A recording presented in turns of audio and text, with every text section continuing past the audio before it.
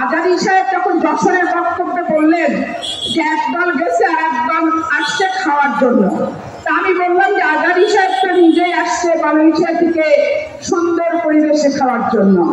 জেলও খাটেননি, হাজতও খাটেননি, রিমান্ডেও যায়নি, বুলবুল্লা চেহারায় পুলিশের হাতের মাইনের পাশে দাগও পড়েনি, আরাম আয়েশ করে ফুটফুট ফুটফুট করে হেলিকপ্টারে আসছে আর জামাত ইসলামের মঞ্চে উঠে বিএনপিকে সবক দিচ্ছে।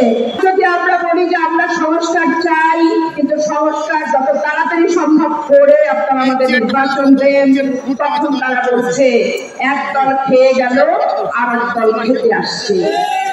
আজকে এই প্রশ্নের আমি উত্তর দিতে চাই।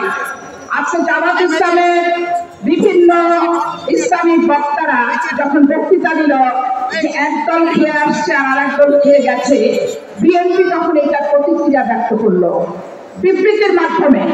সাথে সাথে আমির হামজা উনি পাটনায় বসে এক জালসাতে বলছেন যে একদল খেয়ে গেছে আর একদল এসে খাবে, এটা আপনাদের গায়ে লাগছে কেন?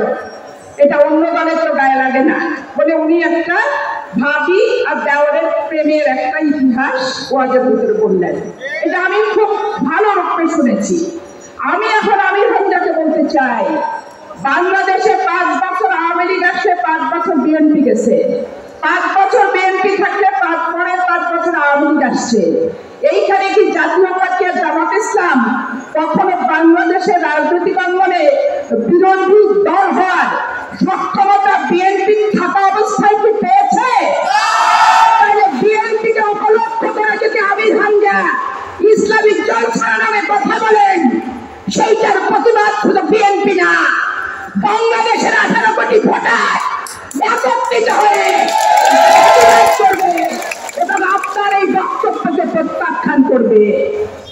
আমি বলেছিলাম একটা ইউটিউব সাক্ষাৎকারে যে আজারি সাহেবকে নিয়ে, আজারি সাহেব যখন যশোরের বক্তব্যে বললেন যে একদল গেছে আর একদল আসছে খাওয়ার জন্য, তা আমি বললাম যে আজারি সাহেব তো নিজেই আসছে মালয়েশিয়া থেকে সুন্দর পরিবেশে খাওয়ার জন্য।